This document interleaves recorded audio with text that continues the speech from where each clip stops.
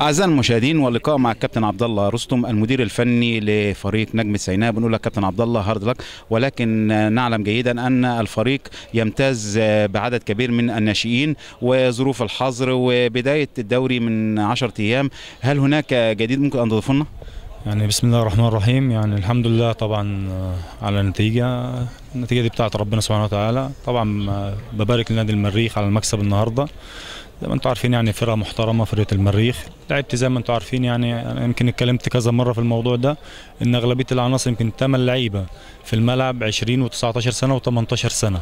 الحاجة الثانية يعني الفرس عندنا ملوش 10 ايام لسه بادئ. يعني الفرقة اللي انتم شايفينها دي النهارده لعبة 4 أدوار تمهيدي والحمد لله كسبناهم الأربع ماتشات. الفرقة اللي أنتم شايفينها دي النهارده يعني في عناصر 97، الليبرو 96، المساك والاثنين مساكين 94 و95، حارس المرمى 94، الفيرود 95. يعني اللعيبة اللي نزل الشوط الثاني فيهم لعيب 95. فأغلبية الفرقة عناصر يعني صغيرة ولسه طبعا قله الخبره بتاعت اللعيبه، والحمد لله برضو على كل حاجه اللي يجيبه ربنا كويس، والحمد لله متهيألي يعني نوعا ما ادينا على قد الامكانيات بتاعتنا. يمكن في ظل الظروف المادية كمان اللي بنتكلم عليها، هل هناك في معوقات لإتمام بعض الصفقات في الفترة القادمة؟